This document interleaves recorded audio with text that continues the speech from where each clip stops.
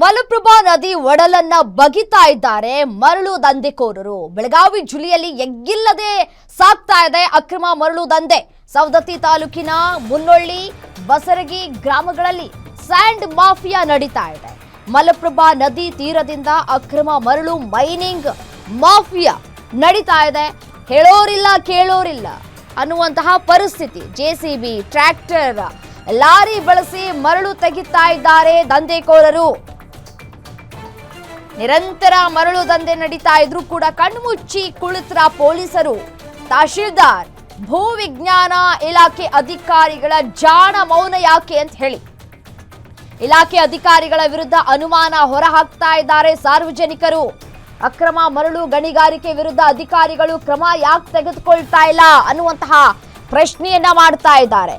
ಕಣ್ಮುಚ್ಚಿ ಕುಳಿತಿದ್ದಾರೆ ತಹಶೀಲ್ದಾರ್ ಅವರು. ಅವರಿಗೆ ನಿದ್ದೆ ಮಂಪರು ಅಂತ ಕಾಣಿಸುತ್ತೆ. ಸೊ ಹಾಗಾಗಿ ಮರಳು ಮಾಫಿಯಾ ನಡೀತಾ ಇದ್ರು. ಎಷ್ಟೇ ದೂರುಗಳು ಬಂದಿದ್ರೂ ಕೂಡ ಯಾವುದೇ ಪ್ರಯೋಜನ ಇಲ್ಲ.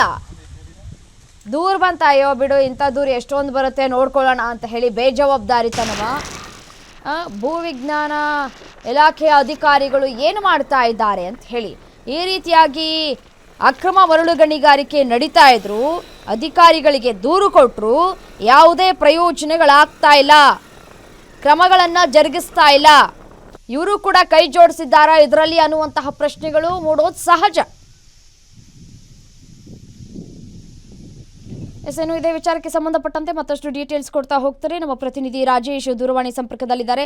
ಎಸ್ಎನು ರಾಜೇಶ್, ಗಣಿ ಮತ್ತು ಭೂ ವಿಜ್ಞಾನ ಇಲಾಖೆ ಮೌನವಾಗಿದ್ಯಾ ಅನ್ನೋ ಒಂದು ಪ್ರಶ್ನೆ. ಅಕ್ರಮವಾಗಿ ಮರಳು ಸಾಗಾಟ ನಡೀತಾ ಇದ್ರು, ಇಲಾಖೆ ಯಾಕೆ ಮೌನವಾಗಿದೆ? ದೂರು ಕೊಟ್ಟರು ಯಾಕೆ ಏನು ಕ್ರಮ ತೆಗೆದುಕೊಳ್ತಾ ಇಲ್ಲ ಅಂತ ಹೇಳಿ. ರಮ್ಯ, ಏನಂತಂದ್ರೆ ಮಲಪ್ರಭಾ ನದಿ ಒಡಲು ಬಗೆಯತಕ್ಕಂತ ಮರಳು ದಂಧೆಕೋರ ಮೇಲೆ ಈಗ ಆರೋಪ ಕೇಳಿ ಬರ್ತಕ್ಕಂಥದ್ದು.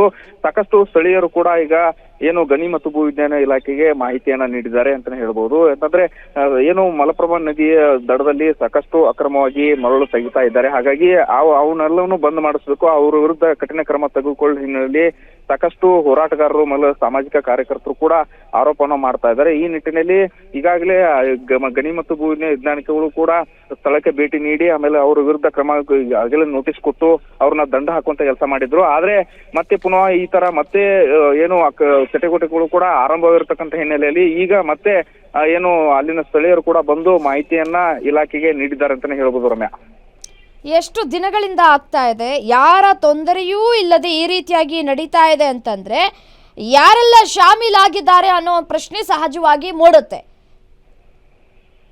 ಎಸ್ ರಮ್ಯ, ಹೌದು. ಯಾಕಂತಂದ್ರೆ ಸ್ಥಳೀಯವಾಗಿ ಏನಂತಂದ್ರೆ ಅಲ್ಲಿ ಏನು ಈ ತರ ಚಟುವಟಿಕೆಗಳು ಆಗ್ತಾ ಇರ್ತಕ್ಕಂಥದ್ದು, ಇದು ಏನು ಇಲಾಖೆಗೆ ಗೊತ್ತಿದೆಯೋ ಇಲ್ಲೋ ಸಾಮಾನ್ಯವಾಗಿ ಸಾಮಾಜಿಕವಾಗಿ ಸಾಕಷ್ಟು ಚರ್ಚೆಗೆ ಈಡಾಗ್ತದೆ ಅಂತ ಹೇಳ್ಬೋದು. ಏನಂತಂದ್ರೆ ಏನು ದಂಧೆಕೋರರು ಏನಂತಂದ್ರೆ ಏನು ಯಾವಾಗ ಅಧಿಕಾರಿಗಳು ಹೋಗಿ ಬಂದ್ ಮಾಡಿಸಿ ಅವರ ಮೇಲೆ ಕ್ರಮನ ತೆಗೆದುಕೊಂಡಿರ್ತಾರೆ, ತದನಂತರ 1-2 ತಿಂಗಳು ಬಿಡ್ತಾರೆ, ಮತ್ತೆ ವಾಪಸ್ಸು ತಮ್ಮ ಚಟುವಟಿಕೆಯನ್ನು ಆರಂಭ ಮಾಡ್ತಾರೆ ಅಂತಾನೆ ಹೇಳ್ಬೋದು. ರಮ್ಯಾ, ಓಕೆ, ಥ್ಯಾಂಕ್ ಯು ತಮ್ಮೆಲ್ಲ ಮಾಹಿತಿಗಾಗಿ. ಎಸ್, ಇದೇ ವಿಚಾರಕ್ಕೆ ಸಂಬಂಧಪಟ್ಟಂತೆ ನಮ್ಮ ಜೊತೆ ಮಾತನಾಡಲಿಕ್ಕೆ ಚಂದ್ರಕಾಂತ ಹುಕ್ಕೇರಿ ದೂರವಾಣಿ ಸಂಪರ್ಕದಲ್ಲಿದ್ದಾರೆ ಸ್ಥಳೀಯರು. ಸರ್ ನಮಸ್ತೆ. ನಮಸ್ಕಾರ ರೀ ಸರ್, ಎಷ್ಟು ದಿನಗಳಿಂದ ನಡೀತಾ ಇದೆ ಈ ಮರಳು ಗಣಿಗಾರಿಕೆ?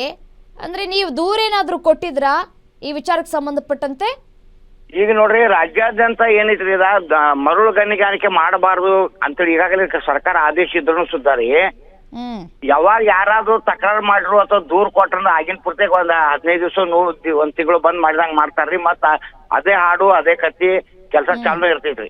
ಈ ಸವದತ್ತಿ ತಾಲೂಕದೊಳಗ್ರಿ ಅಲ್ಲಿ ಮಲಪ್ರಭಾ ನದಿಯಲ್ಲಿ ಮುನವಳ್ಳಿ ಅಂತ ಊರ್ ಇಟ್ರಿ. ಮುನವಳ್ಳಿ ಊರ್ ಹತ್ರ ಹಳ್ಳಿ ಗೊಟ್ಟೆಲ್ಲ ರೀ ಹೊಳಿ ಎಲ್ಲ ಕೆದರಿ ಮರಳು ಗಣಿಗಾರಿಕೆ ಮಾಡ್ತಾರ್ರಿ.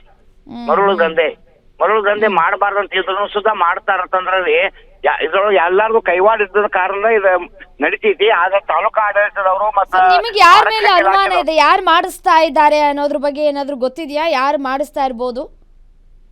ಪ್ರಭಾವಿಗಳು ಮಾಡಕ್ ಸಾಧ್ಯ ಐತ್ರಿ. ಜನಸಾಮಾನ್ಯ ಮನುಷ್ಯ ಯಾವ್ದು ತರದ ಕಾನೂನು ಬಾಹಿರ ಚಟುವಟಿಕೆ ಮಾಡಕ್ ಅವಕಾಶ ಇಲ್ರಿ. ಜನಸಾಮಾನ್ಯಗೆ ಏನ ಮಾಡಕ್ ಆಗುದಿಲ್ರಿ. ಮತ್ತ ಪ್ರಭಾವಿಗಳು ಅಂತಂದ್ರೆ ಯಾರ ಮೇಲೆ ನಿಮ್ಗೆ ಅನುಮಾನ ಇದೆ ಅಂತ ಹೇಳಿ? ಹಂಗ ಹೆಸರು ಯಾರಿಗೆ ಹೇಳಕ್ ಆಗುದಿಲ್ಲ ಅಲ್ರಿ. ಒಬ್ರು ಇಬ್ರು ಹೇಳ್ರಿ, ಬಾಳ ಜನ ಇರ್ತಾರ್ರಿ. ಎಲ್ಲ ಒಂದ್ ಟೀಮ್ ಇರ್ತಿದ್ರಿ, ಟೀಮ್ ವರ್ಕ್ ಒಬ್ರು ಇಬ್ರು ಅನ್ನಕ್ ಆಗುದಿಲ್ರಿ.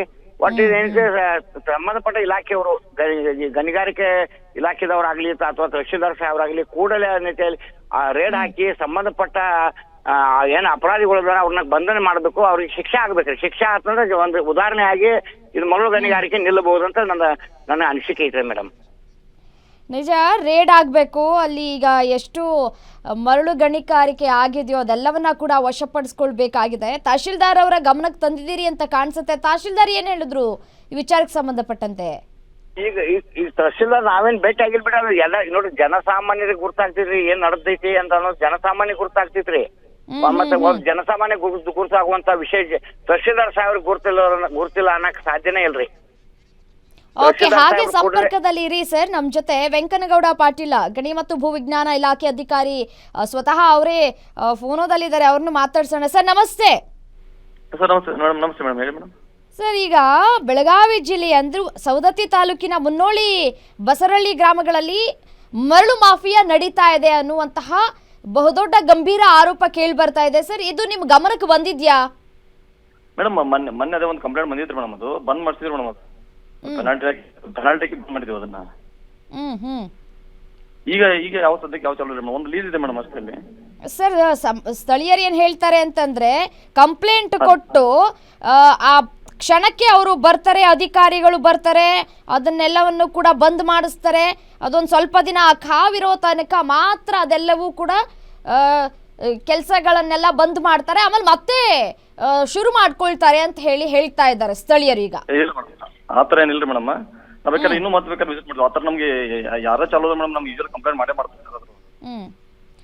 ನೋಡಿ ಸರ್, ನಾವು ದೃಶ್ಯದಲ್ಲೂ ಕೂಡ ಗಮನಿಸ್ತಾ ಇದ್ದೀವಿ, ಮತ್ತೆ ರಾಜ್ಯದ ಜನತೆಗೂ ಕೂಡ ತೋರಿಸ್ತಾ ಇದ್ದೀವಿ. ಇದೆಲ್ಲವನ್ನ ಕೂಡ ನೀವು ವಶಪಡಿಸ್ಕೊಂಡಿದ್ದೀರಾ? ಮೇಡಮ್ ಅಲ್ಲಿ ಒಂದು ಲೀಸ್ ಇದೆ ಮೇಡಮ್ ಆಕ್ಚುಲಿ. ಈಗ ವಿಜುವಲ್ಸ್ ನೋಡಿಲ್ಲ ಮೇಡಮ್ ಯಾವ್ದು ಅಂತ ಹೇಳಿ. ಸರ್, ಲೀಸ್ ಹೇಗ್ ಕೊಟ್ರಿ ನೀವು ಅನ್ನೋದೊಂದು ಪ್ರಶ್ನೆ. ಮತ್ತೆ ನಿಮ್ ಪರ್ಮಿಷನ್ ಇದೆಯಾ ಅಂತ ಹೇಳಿ ಕೊಡೋದಕ್ಕೆ? ಅದೇ ಮೇಡಮ್, ಒಂದು ಲೀಸ್ ಕೊಟ್ಟಿದ್ದೀವಿ ಮೇಡಮ್, ಅದೇ ಪರ್ಮಿಷನ್ ಇದೆ ಮೇಡಮ್, ಇಲಾಖೆಯಿಂದ ಪರ್ಮಿಷನ್ ಇದೆ. ಇಲಾಖೆಯಿಂದ 2 ಲೀಸ್ ಕೊಟ್ಟಿದ್ದೀವಿ ಮೇಡಮ್ ಟೋಟಲ್ ಅಲ್ಲಿ. ಅದರ ಪಕ್ಕದಲ್ಲೇ ಈಗ ಈ ಮರಳು ಮಾಫಿಯಾ ನಡೀತಾ ಇರೋದು ನಾವು ದೃಶ್ಯದಲ್ಲಿ ಗಮನಿಸ್ತಾ ಇದ್ದೀವಿ. ನೀವು ಲೀಸ್ ಕೊಟ್ಟಿರೋ ಜಾಗನೇ ಬೇರೆ ಇದೆ, ಬಟ್ ಆದ್ರೆ ಈ ಮರಳು ಗಣಿಗಾರಿಕೆ ನಡೀತಾ ಇರೋದೇ ಬೇರೆ ಜಾಗದಲ್ಲಿ ಇದೆ. ಅದು ಕೂಡ ರೈತರು ಬಳಕೆ ಮಾಡ್ಕೊಳ್ತಾ ಇರುವಂತಹ ಜಮೀನು ಪಕ್ಕದಲ್ಲೇ ಇದೆ. ಹೇಗ್ ಸಾಧ್ಯ ಸರ್ ಇದು? ಆ ತರ ಯಾವ್ದಿಲ್ಲ ಮೇಡಮ್, ನಾನು ವಿಸಿಟ್ ಮಾಡ್ತೀನಿ ಮೇಡಮ್. ಅದು ಇವತ್ತು ಬೇಕಾದ್ರೆ ಇವತ್ತು ವಿಸಿಟ್ ಮಾಡ್ತೀನಿ. ನೋಡಿ, ದೃಶ್ಯದಲ್ಲಿ ಗಮನಿಸ್ತಾ ಇದ್ದೀವಿ. ನೀವು ಒಮ್ಮೆ ಕೂಡ ಗ್ಯಾರಂಟಿ ನ್ಯೂಸ್ನ ವರದಿಯನ್ನ ನೋಡಿ ನಿಮಗೆ ಕೂಡ ಗೊತ್ತಾಗುತ್ತೆ. ಯಾಕೆಂತಂದ್ರೆ ಅಕ್ಕಪಕ್ಕದ ರೈತರು ಕೂಡ ಕಂಪ್ಲೇಂಟ್ ಮಾಡ್ತಾ ಇದ್ದಾರೆ, ಮತ್ತೆ ನಮಗೆ ಬೆಳೆ ಬೆಳೆಯೋದಕ್ಕೆ ಸಾಧ್ಯ ಆಗ್ತಾ ಇಲ್ಲ ಅಂತ ಹೇಳ್ತಾ ಇದ್ದಾರೆ. 100% ವಿಸಿಟ್ ಮಾಡ್ತೀನಿ ಮೇಡಮ್. ಆ ತರ ಯಾವ್ದಿದ್ರು ಅಲ್ಲಿ ಲೋಕಲ್ ಇನ್ಫಾರ್ಮೇಶನ್ ತಗೊಂಡು ನಾವು ಬರ್ತೀನಿ. ಓಕೆ, ನೋಡಿ ಸರ್, ಪೊಲೀಸ್ನವ್ರಿಗೇನು ಗೊತ್ತಾಗಲ್ವಾ ಈ ವಿಚಾರ ಅಂತ ಹೇಳಿ? ಮೇಡಮ್ ಗೊತ್ತವ್ರಿ, ಎಲ್ಲರೂ ಬಂದ್ ಮಾಡ್ತಾರೆ ಮೇಡಮ್, ಅದೇನಿಲ್ಲ ಮೇಡಮ್. ಈಗ ನಾನು ಬೇಕಾದ್ರೆ ವಿಸಿಟ್ ಮಾಡಿ ಲೋಕಲ್ ಕೇಳ್ಕೊತೀನಿ ಮೇಡಮ್, ಇನ್ಫಾರ್ಮೇಶನ್ ತಗೋತೀನಿ. ನೋಡಿ ಸರ್, ದಯವಿಟ್ಟು ಕೂಡಲೇ ಕ್ರಮವನ್ನ ಕೈಗೊಳ್ಳಿ, ಮತ್ತೆ ಅಕ್ಕಪಕ್ಕದ ರೈತರಿಗೆ ಸಮಸ್ಯೆ ಆಗೋದನ್ನ ಬಗೆಹರಿಸಿ. ಮೊದಲಿಗೆ ನೀವು ದಯವಿಟ್ಟು ಸ್ಥಳಕ್ಕೆ ಭೇಟಿಯನ್ನ ಕೊಡಿ. ಮೇಡಮ್ ಆ ತರ ನಾವು ಲಾಸ್ಟ್ ಟೈಮ್ ಯಾರು ಕಂಪ್ಲೇಂಟ್ ಕೊಟ್ಟು ನಾವು ಹೋಗಿ ಅದನ್ನ ಕಂಪ್ಲೀಟ್ ಅದು ಕ್ಲೋಸ್ ಮಾಡ್ತೀವಿ, ಪೆನಾಲ್ಟಿ ನಾವು ಇಂಪೋಸ್ ಮಾಡಿ ಬಂದಿದ್ವಿ ಮೇಡಮ್.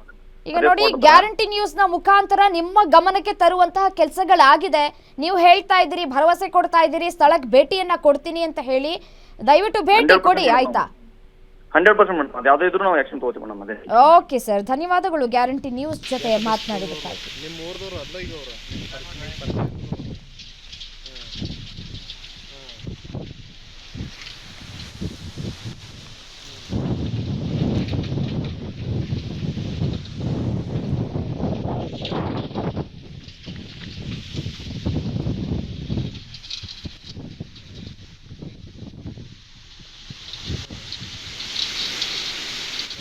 ಎಷ್ಟು ಬಿಚ್ಚಬೋದವ?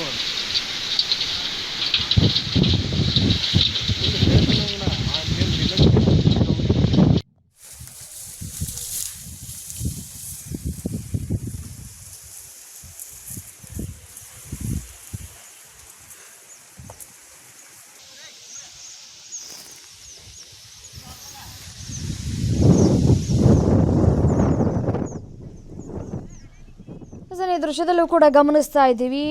ನಾವು ಕೂಡ ವೆಂಕನಗೌಡ ಪಾಟೀಲ ಗಣಿ ಮತ್ತು ಭೂವಿಜ್ಞಾನ ಇಲಾಖೆಯ ಅಧಿಕಾರಿಗಳನ್ನ ಕೂಡ ಪ್ರಶ್ನೆ ಮಾಡಿದ್ವಿ. ಸರ್, ಈ ರೀತಿಯಾಗಿ ಅಕ್ರಮ ಮರಳು ಗಣಿಗಾರಿಕೆ ನಡೀತಾ ಇದೆ, ನಿಮಗೆ ದೂರು ಬಂದಿದ್ಯಾ ಇಲ್ವಾ ಅಂತ ಹೇಳಿ ಪ್ರಶ್ನೆ ಮಾಡಿದ್ವಿ. ಅವರು ಹೌದು ದೂರು ಬಂದಿದೆ, ನಾವು ಪರಿಶೀಲನೆ ಮಾಡ್ತೀವಿ ಅಂತ ಕೂಡ ಹೇಳಿದ್ರು. ಮತ್ತೆ ಲೀಸ್ ಆಗಿದೆ ಅನ್ನುವಂತಹ ಮಾತುಗಳನ್ನು ಕೂಡ ಹೇಳಿದ್ರು ಅವರು. ಬಟ್ ಆದರೆ ಸ್ಥಳೀಯರು ಕೊಟ್ಟಿರುವಂತಹ ಮಾಹಿತಿಯ ಪ್ರಕಾರ ಲೀಸ್ ಆಗಿರುವಂತಹ ಜಾಗವನ್ನು ಬಿಟ್ಟು ಬೇರೆ ಜಾಗದಲ್ಲಿ ಈ ರೀತಿಯಾಗಿ ಅಕ್ರಮ ಮರಳು ಗಣಿಗಾರಿಕೆ ನಡೀತಾ ಇದೆ ಅನ್ನುವಂತಹ ಗಂಭೀರ ಆರೋಪವನ್ನು ಮಾಡಿದ್ರು. ಅದನ್ನು ಕೂಡ ನಾವು ಪ್ರಶ್ನೆ ಮಾಡಿದಂತಹ ಸಂದರ್ಭದಲ್ಲಿ ಸ್ವತಃ ಖುದ್ದು ಅವರೇ ಸ್ಥಳಕ್ಕೆ ಭೇಟಿಯನ್ನ ಕೊಡ್ತೀನಿ, ಪರಿಶೀಲನೆಯನ್ನ ಮಾಡ್ತೀನಿ, ಕ್ರಮವನ್ನ ತೆಗೆದುಕೊಳ್ತೀನಿ ಅಂತ ಹೇಳಿ ಗ್ಯಾರಂಟಿ ನ್ಯೂಸ್ ಮುಖಾಂತರ ಭರವಸೆಯನ್ನ ಕೂಡ ಕೊಟ್ಟಿದ್ದಾರೆ.